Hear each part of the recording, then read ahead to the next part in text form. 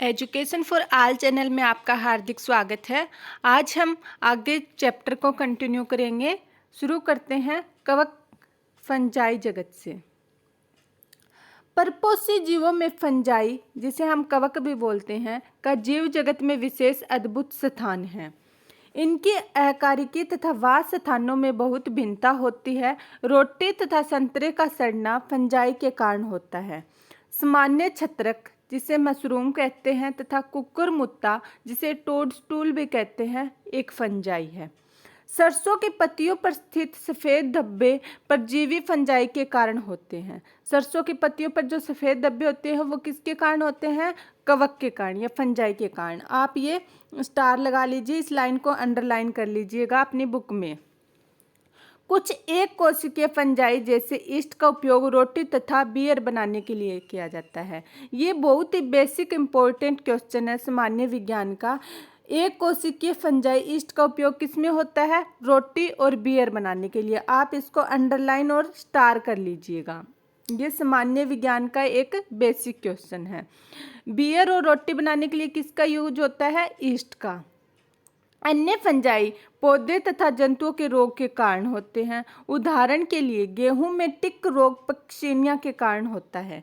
ये भी important question है। गेहूं में टिक रोग पक्सीनिया के कारण होता है। इस लाइन को अंडरलाइन कर लीजिएगा। गेहूं में किट रोग पक्सीनिया के कारण होता है। सॉरी फ्रेंड्स, ये किट्स है, टिक नहीं है।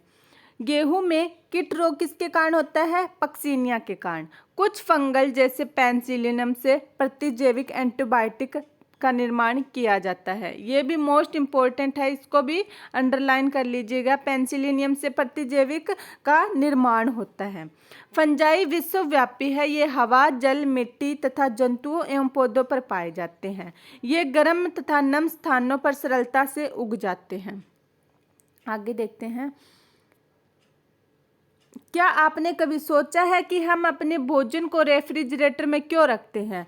हाँ, इससे हम अपने भोजन को बैक्टीरिया तथा फंजाई के कारण खराब होने से बचाते हैं, क्योंकि हमारे रेफ्रिजरेटर में टेम्परेचर कम होता है और कम टेम्परेचर में बैक्टीरिया और फंजाई की एक्टिविटी कम हो जाती है। जितना ज़्यादा टेम्परेचर होगा इनकी एक्टिविटी ज़्यादा होगी। आपने ये नोटिस किया होगा, सर्दियों में भोजन कम खराब होता है एज़ कम्पेयर टू गर्मियों के। आगे देखते हैं। फंजाई तंतुमय है, लेकिन ईस्ट जो एक कोशिकीय है इसका अपवाद है। फंजाई कैसी होती है? तंतुमय, लेकिन ईस्ट है वो एक कोशिकीय है, इसका अपवाद है। ये लंबी पतली धागे की तरह से रचनाएं होती है जिन्हें कवक तंतु कहते हैं। कवक तंतु के जाल को कवक जाल माइसीलियम कहते हैं।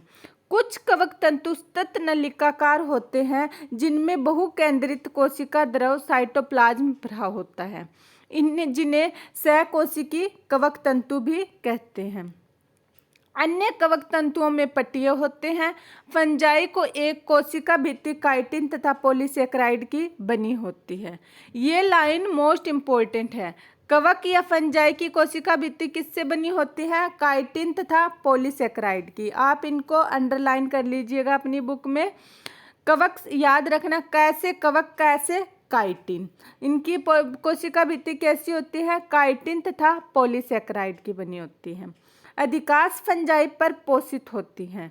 परपोषित मतलब जो दूसरों पर निर्भर करे। स्वपोषित जो अपना भोजन खुद बनाएं।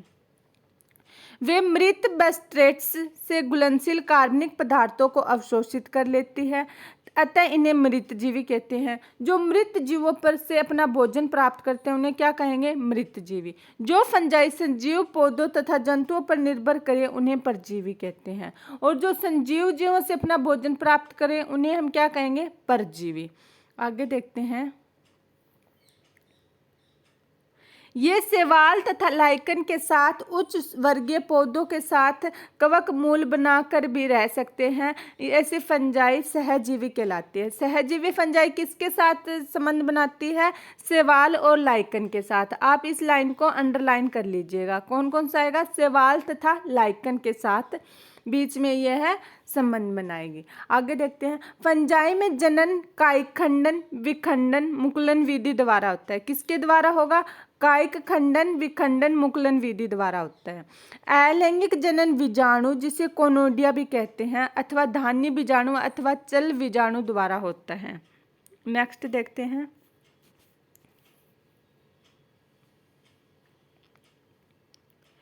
लैंगिक जनन निषिक्तांड ऊस्पोरा एस्कस बीजाणु तथा बेसिडियम बीजाणु द्वारा होता है।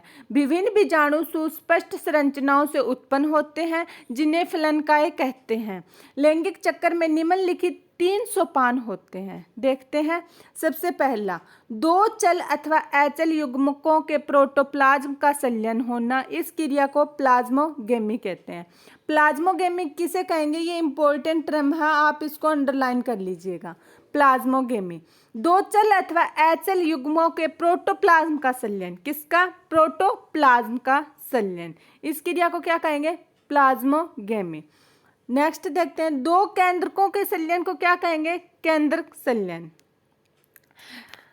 केंद्रकों के संलयन को क्या बोला जाएगा? केंद्र संलयन।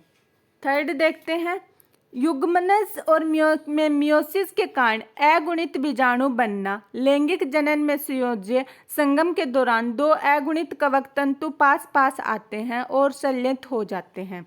कुछ फंजाई में 2 गुणित कोशिकाओं में संलयन के तुरंत बाद एक द्विगुणित 2N कोशिका बन जाती है।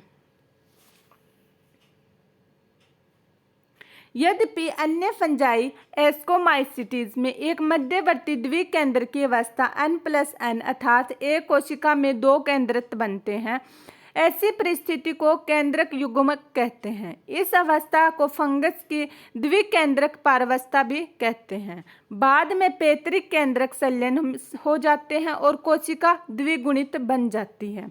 फंजाई फलनकाय बनाती है, इसमें न्यूनीकरण विभाजन होता है। इसके कारण अगुणित बीजाणु बनते हैं। कवक जाल की अकारिकी बीजाणु बनाने तथा फलनकाय बनने की विधि जगत के विभिन्न वर्गों में विभक्त करने का आधार बनती है। आगे हम इनके टाइप को देखते हैं। सबसे पहले देखते हैं फाइकोमाइसिट्स। उससे पहले ये डायग्राम देख लेते हैं हम म्यूकर, एस्परजिलस और एग्रिकस के। ये आपकी बुक में दिखाए गए हैं म्यूकर और एस्परजिलस एग्रिकस के डायग्राम है। अब देखते हैं हम फाइकोमाइसिट्स। इसके बारे में क्या बताया गया है? फाइकोमाइसिट्स जलीय आवासों, गली सड़ी लकड़ी, नम तथा सीलन भरे स्थानों अथवा पौधों पर अविकल्पी परजीवी के रूप में पाए जाते हैं। हमें पता है कवक कहाँ पर ज़्यादा फलते फूलते हैं? जहाँ पर नमी हो। ये बात हम हमेशा ध्यान रखेंगे। कवक जाल अपटीय तथा बहुकेंद्रित होता है। अलैंगिक जनन चल बीजाणु अथवा अचल बीजाणु द्वारा होता है। अलैंगिक जनन किसके द्वारा होगा? चल बीजाणु अथवा अचल बीजाणु द्वारा। ये बीजाणु धानी में अंतर्जातीय उत्पन्न होते हैं। 2 युग्मकों के संलयन से युग्माणु बनते हैं। 2 युग्मकों के संलयन से क्या बनेगा? युग्माणु। युग्मकों की अकारिकी एक जैसी समयुग्मता, जिन युग्मकों की अकारिकी एक जैसी होगी उसे हम क्या कहेंगे? समयुग्मता। अथवा जिनकी भिन्न होगी उसे असमयुग्मकी अथवा विषम समयुग्मकी हो सकती है। आगे इनके कुछ उदाहरण को देखते हैं हम। सामान्य उदाहरण होंगे इसमें म्यूकर, राइजोपस, रोटी के कवक पहले ही बता चुके हैं। एल्ब्यूगो सरसों पर परजीवी फंजाई है। आप इनके उदाहरण को अंडरलाइन कर लीजिएगा अपनी बुक में। कौन कौन से आएंगे फाइकोमाइसिट्स में? Mucor, Rhizopus, Albugo. Mucor, Rhizopus और एल्ब्यूगो याद करना। मेरे साथ साथ बोलो फाइकोमाइसिट्स के उदाहरण कौन कौन से होंगे? Mucor, Rhizopus, Albugo. आपको याद हो जाएंगे। फाइकोमाइसिट्स कवक के कौन कौन से उदाहरण हैं? Mucor, Rhizopus, Albugo. आपको हमेशा याद रहेंगे। आगे देखते हैं हम एस्कोमाइसिट्स। इसके देखते हैं क्या बताया गया है। इसे सामान्यतः थैली फंजाई भी कहते हैं। विरले पाए जाने वाले एस्कोमाइसिट्स एक कोशिकी जैसे ईस्ट सेकेरियमाइसिट्स के अलावा यह बहुकोशिक जैसे पेंसिलियम होती है। ये मृत जीवी, अपघटक परजीवी अथवा समलरागी पशुविष्टा पर उगने वाले होते हैं।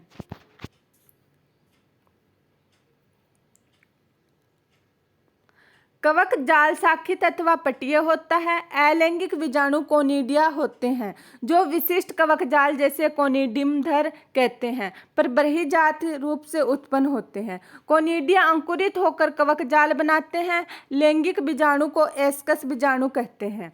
ये बीजाणु थैलीसम एस्कस में अंतरजातीय रूप से उत्पन्न होते हैं। ये एसाई एकवचन एस्कस विभिन्न प्रकार की फलनकाय में लगी रहती है जिन्हें एस्कोकार्प कहते हैं। इसके कुछ उदाहरण हैं एस्परजिलस, क्लेविसेप अथवा न्यूरोस्पोरा। इसके कौन कौन से उदाहरण होंगे? एस्परजिलस, एस्कोमाइसेट्स के कौन कौन से उदाहरण होंगे? एस्परजिलस, क्लेविसेप और न्यूरोस्पोरा। अंडरलाइन कर लीजिएगा, स्टार लगा लीजिएगा अपनी बुक में, मेरे साथ साथ इसको बोलिएगा जोर जोर से। एस्कोमाइसेट्स कवक या फंजाई के कौन कौन से उदाहरण हैं? एस्परजिलस, नाम से पहला तो आपको याद रहेगा एस्कोमाइसेट्स, एस्परजिलस, ये तो बिल्कुल ईजी तरीके से याद रहेगा। और एस्परजिलस के साथ आप याद रखेंगे क्लेविसेप तथा न्यूरोस्पोरा को। किसको? क्लेविसेप और न्यूरोस्पोरा को। एस्परजिलस, क्लेविसेप और न्यूरोस्पोरा को। आगे देखते हैं। न्यूरोस्पोरा का उपयोग जैव रासायनिक तथा आनुवांशिक प्रयोगों में बहुत किया जाता है।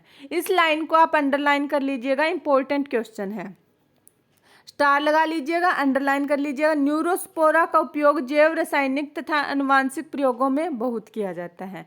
इसी कारण यह पादप जगत का ड्रोसोफिला के नाम से प्रसिद्ध है। इस लाइन को भी आप अंडरलाइन कर लीजिएगा। इसी कारण यह पादप जगत के ड्रोसोफिला के नाम से प्रसिद्ध है। इस वर्ग में आने वाले मोरिल तथा ट्रफल खाने योग्य होते हैं। इन्हें सुस्वाद भोजन समझा जाता है। मोरिल तथा ट्रफल क्या होते हैं? खाने योग्य। इस लाइन को भी आप अंडरलाइन कर लीजिएगा। नेक्स्ट देखते हैं हम बेसिडियोमाइसिटीज। बेसिडियोमाइसिटीज के ज्ञात सामान्य प्रकार मशरूम, ब्रैंक्ट फंजाई अथवा पफबाल हैं। कौन कौन से आते हैं बेसिडियोमाइसिट के अंदर? मशरूम, ब्रैंक्ट फंजाई अथवा पफबाल। इस लाइन को अंडरलाइन कर लीजिएगा आप। ये मिट्टी, लट्ठे तथा वृक्ष के ठूंठों पर संजीव पादपों के अंदर परजीवी के रूप में उगते हैं जैसे कीट तथा कंड समंट। कवक जाल शाखित तथा पटीय होता है। इनमें अलैंगिक बीजाणु प्राय नहीं होते हैं लेकिन कायिक जनन खंडन विधि द्वारा बहुत सामान्य है। इसमें लैंगिक अंग नहीं होते लेकिन इसमें प्लाज्मोगेमी विभिन्न स्ट्रेनों वाली दो कायिक कोशिकाओं अथवा जीन प्रारूप के संलयन में से होती है। इसमें बनने वाली संरचना द्विकेंद्री कौन सी होगी? द्विकेंद्री होती है। अतः बेसिडियम बनते हैं। बेसिडियम में केंद्रक संलयन कैरियोगेमी, दो केंद्रक का संलयन होता है उसे हम क्या कहेंगे? कैरियोगेमी तथा म्योसिस होता है। इसके कारण 4 बेसिडियम बीजाणु बनते हैं। बेसिडियम बीजाणु बेसिडियम तत्व पर बृहजातीय उत्पन्न होते हैं। बेसिडियम फलनकाय में लगे रहते हैं जिसे बेसिडियोकार्प कहते हैं। अब हम बेसिडियोमाइसिटीज के सामान्य उदाहरण देखेंगे। कौन कौन से होंगे? एगेरिकस मशरूम, ओस्टिलिगो कंड, पक्सीनिया कीट फंगस। ये गेहूं के पक्सीनिया रोग उत्पन्न करती है। बेसिडियोमाइसिट के कौन कौन से उदाहरण हैं?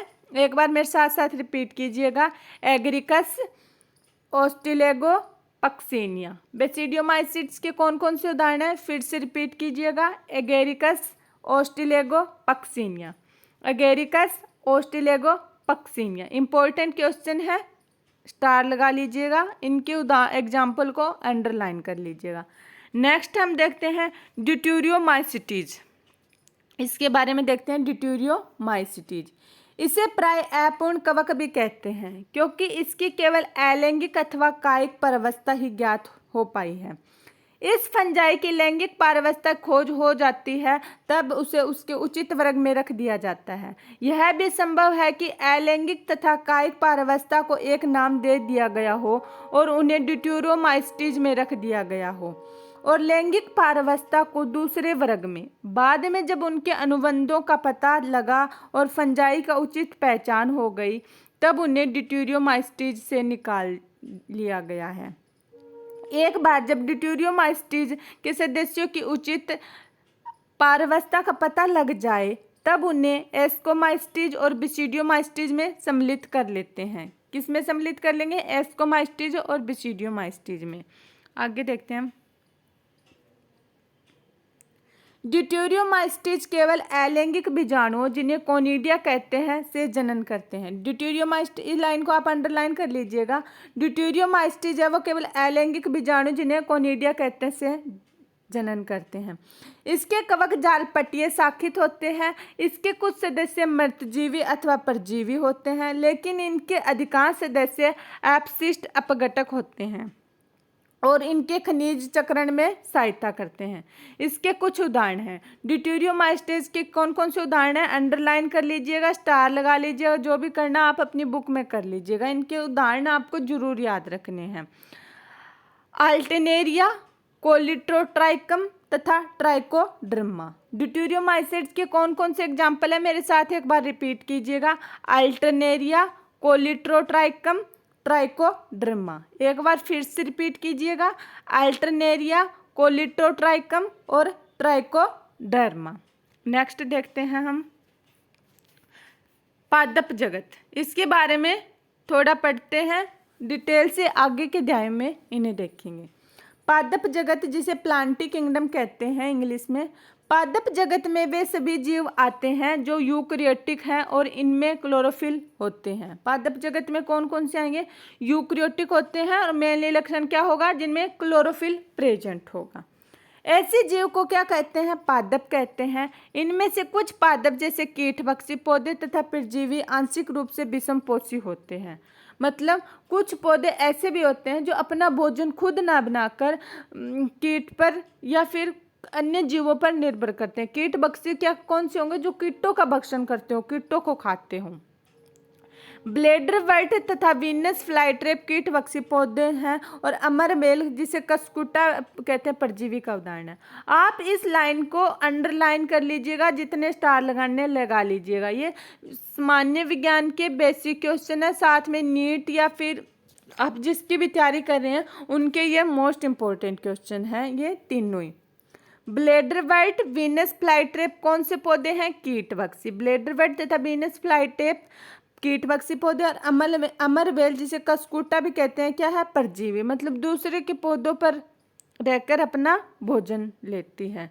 पादप कोशिका में कोशिका भित्ति होती है जो सेल्यूलोज की बनी होती है। पादप कोशिका में कौन सी कोशिका भित्ति किसकी होगी, सेल्यूलोज की। ये मैंने आपको याद करने के लिए ऐसे बताया कि आप जो बुक पढ़ रहे हो वो किसकी बनी हुई है, कागज की। और कागज किससे बनते हैं, पेड़ पौधों से। तो कागज में क्या है, सेल्यूलोज। तो आप याद रखेंगे पेड़ पौधों की कोशिका भित्ति किससे बनी होगी, सेल्यूलोज से।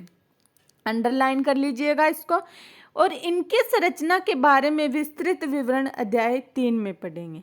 प्लांटी जगत में शैवाल, बायोफाइट्स, टेरिडोफाइट, जिम्नोस्पर्म तथा एंजियोस्पर्म आते हैं। कौन कौन से आएंगे प्लांटी जगत में, शैवाल, बायोफाइट, टेरिडोफाइट, जिम्नोस्पर्म तथा एंजियोस्पर्म आएंगे।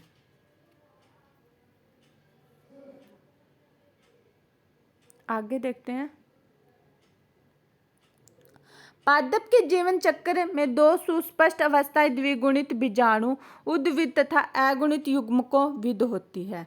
इन दोनों पीढ़ी एकांतरण होता है। विभिन्न प्रकार के पादप वर्गों में अगुणित तथा द्विगुणित पारावस्थाओं की लंबाई और ये पारावस्थाएं मुक्त जीवी हैं अथवा दूसरों पर निर्भर करती है के अनुसार विभिन्न होती है। युग्मनज 2n में मियोसिस विभाजन के द्वारा अगुणित बीजाणु बनते हैं। ये बीजाणु अंकुरित होकर युग्मकोविद बनाते हैं। युग्मक नर अथवा मादा युग्मकोविद पर बनते हैं जो संलयन होकर पुनः द्विगुणित युग्मनज बनाते हैं। युग्मनज से बीजाणु उद्भिद विकसित होता है। इस प्रक्रम को स्तंत एकांतरण कहते हैं। अतः इस जगत का विस्तृत विवरण हम नेक्स्ट चैप्टर में करेंगे। 3rd चैप्टर अध्याय 3 में पढ़ेंगे। नेक्स्ट देखते हैं जंतु जगत, जिसे इंग्लिश में एनिमेलिया किंगडम कहते हैं। जंतु जगत, एनिमेलिया किंगडम। इस जगत के जीव विषमपोषी यूकैरियोटिक है जो बहुकोशिक है और उनकी कोशिका में कोशिका भित्ति नहीं होती है। ये भोजन के लिए प्रोक्स अथवा अप्रोक्स रूप से पौधों पर निर्भर करते हैं। मतलब जंतु जगत है वो स्वपोषी नहीं होते और उनमें कोशिका भित्ति भी नहीं पाई जाती। आपने ये बात नोटिस की होगी, जो पेड़ पौधे हैं उनकी टॉलरेंस पावर जंतुओं से ज़्यादा होती है। वो ज़्यादा टेम्परेचर को सहन कर सकते हैं, ज़्यादा गर्मी सर्दी को सहन कर सकते हैं। जंतुओं को ज़्यादा गर्मी लगेगी, सर्दी लगेगी, लेकिन पेड़ पौधों का ऐसा नहीं है। वो एक जगह जहाँ खड़े हैं वर्षों तक वहीं रहते हैं। ऐसा क्यों? वो सिर्फ कोशिका भित्ति के कारण होता है। जंतुओं में कोशिका भित्ति नहीं पाई जाती, पेड़ पौधों में कोशिका भित्ति पाई जाती है। आगे देखते हैं। ये अपने भोजन को एक आंतरिक गुहिका में पचाते हैं और भोजन को ग्लाइकोजन अथवा वसा के रूप में संग्रहण करते हैं। भोजन का संग्रहण किस रूप में करते हैं? ग्लाइकोजन और वसा के रूप में। इस लाइन को अंडरलाइन कर लीजिएगा। इनमें प्राणी संपोषण अर्थात भोजन के अंतर ग्रहण करना होता है। इनमें वृद्धि का एक निर्दिष्ट पैटर्न होता है और वे एक पूर्ण वयस्क जीव बन जाते हैं जिसकी सुस्पष्ट आकृति तथा माप होती है। उच्च कोटि के जीवों में विस्तृत संवेदी तथा तंत्रिका प्रेरक क्रियाविधि विकसित होती है। इनमें से अधिकांश चलन करने में सक्षम होते हैं। मतलब जैसे जैसे जीवों डेवलप होते हैं या फिर उच्च होते जाते हैं, उनमें क्या संवेदी और तंत्रिका क्रियाविधि ज़्यादा होती है और ज़्यादातर जो जीव होते हैं वो क्या करेंगे? चलन करने में सक्षम होंगे। लैंगिक जनन नर तथा मादा के संगम से होता है और बाद में भ्रूण का विकास होता है। संघ के विभिन्न मुख्य विलक्षणों का विस्तृत वर्णन हम अध्याय 4 में किया गया है। मतलब जंतु जगत हम चैप्टर 4 या अध्याय 4 में पढ़ेंगे। आगे देखते हैं हम विषाणु, वायरस, विरोइड, लाइकन के बारे में। किसके बारे में? विषाणु जिसे वायरस कहते हैं इंग्लिश में, विरोइड तथा लाइकन के बारे में। विटेकर द्वारा सुझाए 5 जगत वर्गीकरण में अकोशिक जीवों जैसे वायरस तथा विरोइड तथा लाइकन का उल्लेख नहीं किया गया है। इनका संक्षिप्त परिचय नीचे दिया गया है। जो विटेकर है उन्होंने 5 जगत बताया, उनमें वायरस का या विषाणु का वर्णन नहीं है। इसमें नीचे दिया गया है, उसके बारे में देखते हैं। हम सभी कभी न कभी जुखाम अथवा फ्लू से ग्रस्त होते हैं। क्या आप जानते हैं कि इसका वायरस कैसे प्रभावित करता है? वायरस का नाम वर्गीकरण में नहीं है क्योंकि ये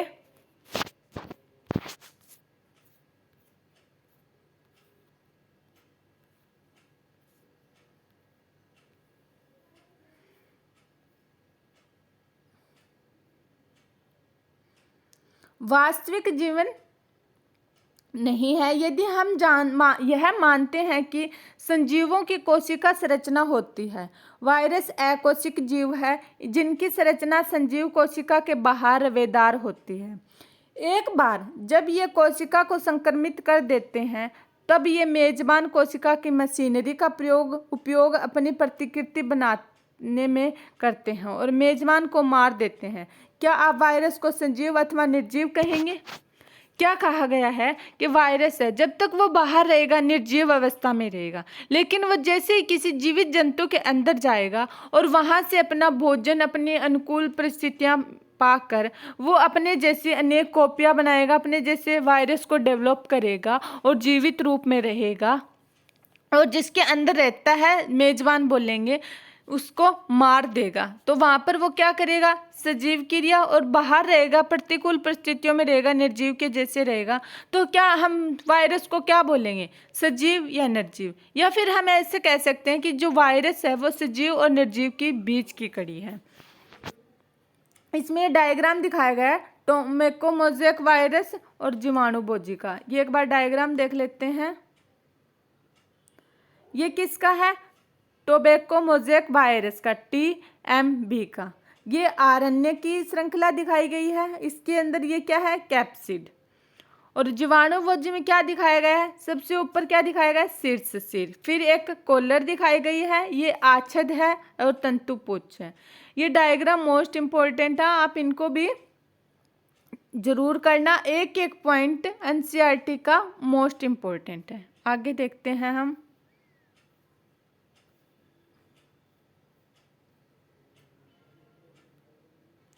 वायरस का अर्थ है विष अथवा विषैला तरल। वायरस का क्या अर्थ है? विष अथवा विषैला तरल।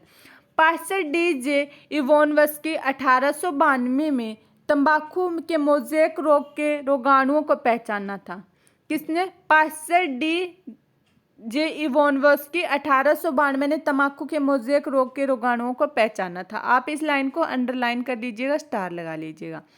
तथा जिन्हें वायरस नाम दिया गया, इनका माप बैक्टीरिया से भी छोटा था, क्योंकि ये बैक्टीरिया प्रूफ फिल्टर से भी निकल गए थे।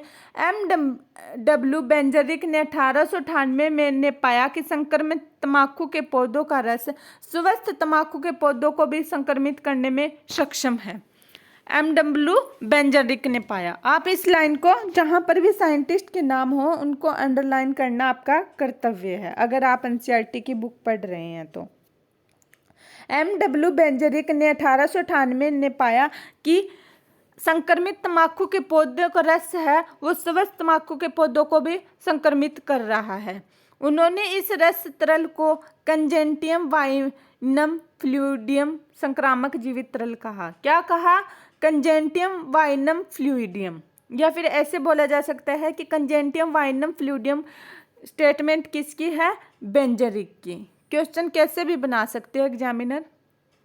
WM स्टानले 1935 ने बताया कि वायरस को रवेदार बनाया जा सकता है, या फिर वायरस को रवेदार किसने बनाया? WM स्टानले ने। और कौन सी सन में? 1935 में। आप इनको अंडरलाइन कर लीजिएगा, स्टार लगा लीजिएगा, जो भी लगाना आप इम्पोर्टेंट चीज़ों को अपनी NCERT की बुक में हाईलाइट कर लीजिएगा। और इस रवे में मुख्यतः प्रोटीन होता है। क्या होता है इस रवे में? प्रोटीन। वे अपनी विशिष्ट मेजबान कोशिका के बाहर निष्क्रिय होते हैं। वायरस अविकल्पी परजीवी है, मतलब जब तक इनको अपने लिए अनुकूल परिस्थिति नहीं मिलती, जब तक ये जीवित जीव के अंदर नहीं जाते, जिसे हम मेजबान बोलते हैं, तब तक ये क्या रहते हैं? निर्जीव रहते हैं। वायरस में प्रोटीन के अतिरिक्त आनुवांशिक पदार्थ भी होता है, जो RNA अथवा DNA हो सकता है। मतलब वायरस में है RNA और DNA दोनों पाए जा सकते हैं।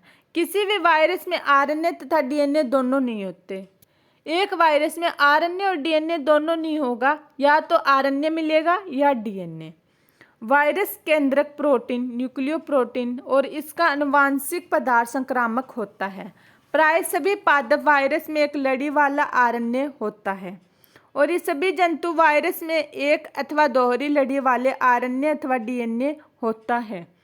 बैक्टीरियल वायरस अथवा जीवाणु भोजी बैक्टीरियोफेज आवरण वायरस जो बैक्टीरिया पर संक्रमण करता है में प्राय दोहरी लड़ी वाले DNA पाए जाते हैं, जिसका डायग्राम हमने ऊपर देखा था। सबसे ऊपर शीर्ष होता है, फिर कॉलर होती है, आच्छद होते हैं और पैर होते हैं।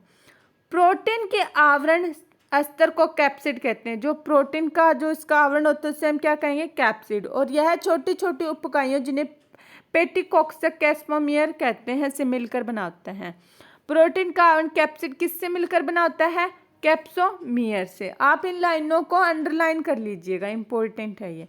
कैप्सिड न्यूक्लिक एसिड को संरक्षित करता है। ये पेटिकांशांक कुंडलनी अथवा बहुफलक ज्यामिति रूप में लगे रहते हैं। वायरस से मम्प्स, चेचक, हर्पीज, इन्फ्लूएंजा नामक रोग होते हैं। इनको आप अंडरलाइन कर लीजिएगा।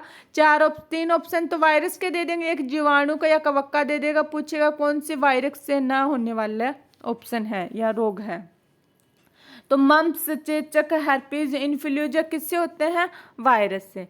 मनुष्यों में एड्स भी वायरस के कारण होता है। पौधों में मोज़ेक बनना, पत्तियों का मुड़ना, कुंचन, पीला होना, सिरा स्पष्टता, बोना तथा अवरुद्ध वृद्धि होने इसके लक्षण हैं। आगे देखते हैं विरोइड। सन 1971 में T.O. डाइनर ने एक नया संक्रामक कारक खोजा जो वायरस से भी छोटा था, जिसके कारण पोटैटो स्पिंडल ट्यूबर नामक रोग होता था। विरोइडों में RNA तथा प्रोटीन आवरण जो वायरस में पाए जाते हैं, इनका अभाव होता है, इसलिए यह विरोइड के नाम से जाने जाते हैं। विरोइड के RNA का आणविक भार कम था। मतलब सन 1971 में T.O. डाइनर ने किसकी खोज की? एक नए संक्रामक चीज़ की खोज की, जिसे हम विरोइड का नाम देंगे, जो पोटैटो स्पिंडल ट्यूबर नामक रोग का कारण था। इन लाइनों को आप अंडरलाइन कर लीजिएगा। और इसमें जो आरण्य होता है उसका आणविक भार कम होता है। आगे देखते हैं लाइकेन। लाइकेन शैवाल तथा कवक के सहजीवी सहवास अर्थात पारस्परिक उपयोगिक सहवास हैं। आप इनको ना इम्पोर्टेंट बना लीजिएगा। लाइकेन है वो किसके बीच की सहजीवी है? शैवाल और कवक का। ये सामान्य ज्ञान का बेसिक क्वेश्चन है, हर बार आता है। लाइकेन शैवाल तथा कवक के सहजीवी सहवास अर्थात पारस्परिक उपयोगी सहवास है। शैवाल घटक को शैवालांश तथा कवक घटक को माइक्रोबायोट या कवकांश भी कहते हैं, जो क्रमश से स्वपोषी परपोषित होते हैं। शैवाल कवक फंजाई के लिए भोजन संश्लेषित करता है और कवक शैवाल के लिए आश्रय देता है तथा खनिज एवं जल का अवशोषण करता है। इनका सहवास इतना घनिष्ठ होता है कि यदि प्रकृति में लाइकेन को देख लें तो यह अनुमान लगाना असंभव है कि इसमें दो विभिन्न जीव हैं। लाइकेन प्रदूषण के बहुत अच्छे संकेतक है, वे प्रदूषण क्षेत्रों में नहीं उगते। इस लाइन को भी आप अंडरलाइन कर लीजिएगा, स्टार लगा लीजिएगा। लाइकेन है वो प्रदूषण के बहुत अच्छे संकेतक होते हैं। क्या होते हैं? संकेतक। लाइकेन प्रदूषण के बहुत अच्छे संकेतक होते हैं। फ्रेंड्स, आज का चैप्टर हमारा यहीं पर समाप्त होता है। कल हम अध्याय 3 या चैप्टर 3 को देखेंगे और पढ़ेंगे।